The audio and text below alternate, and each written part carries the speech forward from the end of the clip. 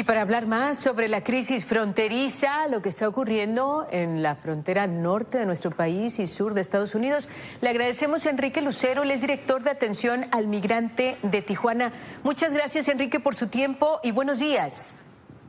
¿Qué tal? Muy buenos días, Tania y Luis. Un gusto saludarles. Buenos días. Igualmente, Enrique, buenos días. Preguntarle, al finalizar el título 42 en Estados Unidos, pues se esperaba un arribo masivo de migrantes. Incluso varias ciudades del norte de nuestro país se estaban preparando, pero al parecer no ha sido así. ¿O qué es lo que está pasando particularmente ahí en Tijuana, Enrique? Pues mira, funcionó muy bien esta campaña de disuasión que llevó el gobierno de Estados Unidos, donde informó que el fin del título 42 no significaba que la frontera estuviera abierta o se iba a abrir. Eso fue uno. El segundo mencionó que continuaría el título 8 como única vía de expulsión, la cual implica ya un castigo, una suspensión de 5 años para aquellos migrantes que crucen de manera irregular y sean expulsados.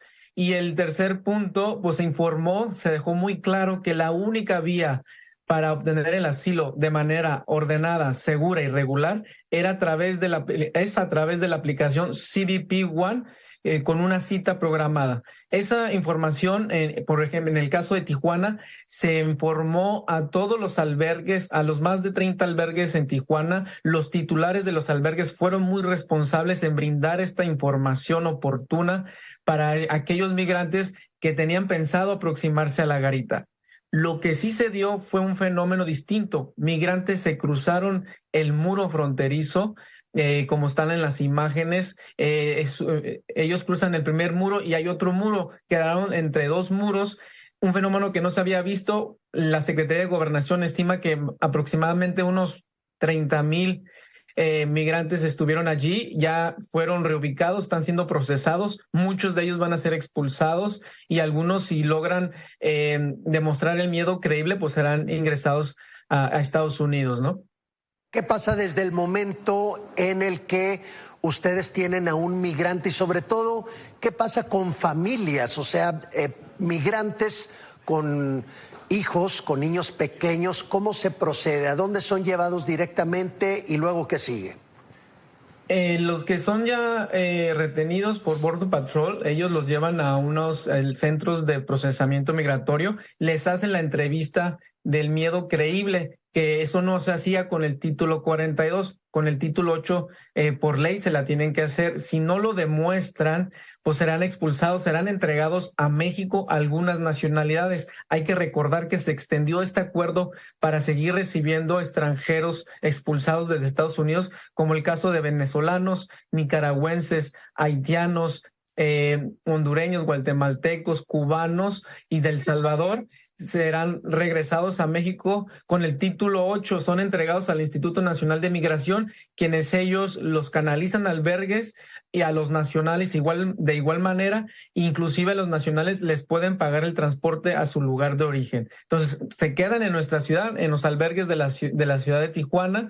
Ellos tendrán que tomar una decisión pronta, si regresarse a su lugar de origen o hacer vida en nuestra ciudad de Tijuana. ¿Preparados para recibirles? Es decir, ¿tienen la capacidad ahí, al menos en Tijuana, para poderles, al menos atender mientras se resuelve su situación y son devueltos a su país de origen, director? Pues mira, en los últimos años, desde la llegada del presidente Trump, hemos estado siempre al filo de la navaja, es decir, con albergues sobresaturados por las políticas antimigrantes que impuso, como el Quédate en México y el título 42.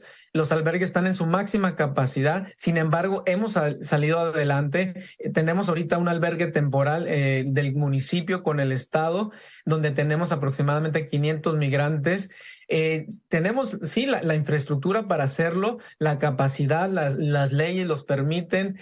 Por ejemplo, hay un caso significativo que es el de los haitianos, una comunidad que llegó en el 2016, que se integró muy bien en nuestra ciudad, y hoy en día hay alrededor de 5,000 haitianos que son propietarios de negocio, son académicos, incluso ya nos representan en juegos nacionales. Entonces sí, Tijuana es una ciudad hospitalaria para los migrantes.